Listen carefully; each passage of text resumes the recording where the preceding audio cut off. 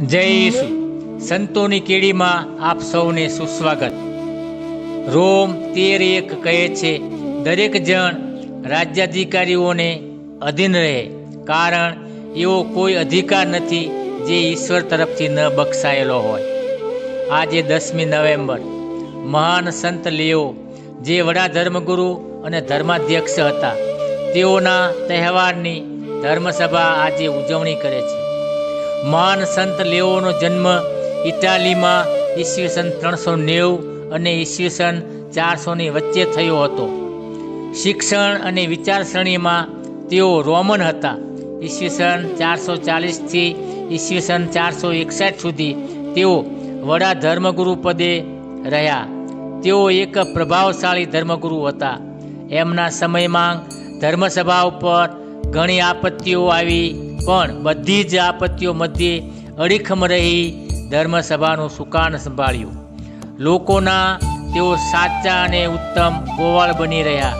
તેમણે લગભગ 96 ધર્મબોધ લખ્યા છે, જેમાં તેમણે દાન ધર્મ, ઉપવાસ અને પ્રાર્થના જેવા આધ્યાત્મિક વિષયો પર વિશેષ ભાર મૂક્યો છે. ધર્મસભાની એકતાને અખંડ રાખવા તેઓ ઝઝૂમ્યા.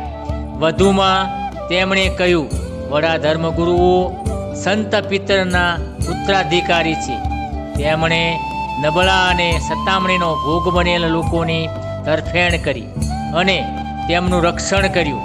એમના સમયગાળા દરમિયાન ઘણા પાખંડી મતો જોર પકડવા લાગ્યા હતા, પણ એની સામે સતત ઝઝૂમી ધર્મશ્રદ્ધાનું રક્ષણ અને જતન કર્યું.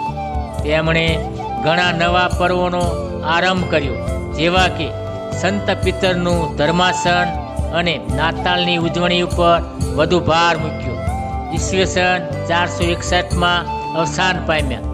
એ સર્વશક્તિમાન ઈશ્વર, ધર્મસભાનો પાયો તમે એવા ખડક ઉપર નાખ્યો છે કે કાળનું પણ એની સામે કશું વળતું નથી. સંત પિતરના ઉત્તરાધિકારી લેઓની પ્રાર્થનાને લક્ષ્યમાં લઈને ધર્મસભાનું નિત્ય કલ્યાણ કરો. તે સદા સત્યને વળગી રહે તથા સતત શાંતિ અને સલામતી ભોગવી એવી કૃપા કરો. પ્રણામ. મારી આ કૃપાથી પૂર્ણ પ્રભુ તારી સાથે છે. ભાગ્યવંત તું સ્ત્રીઓમાં અને ભાગ્યવંત તારા ઉદરનું ફળ ઈસુ. હે પવિત્ર મારિયા, પરમેશ્વરની માં, અમો પાપીઓને વાસ્તે વિનંતી કર, હમણાં અને અમારા મોતની વખતે. આમીન.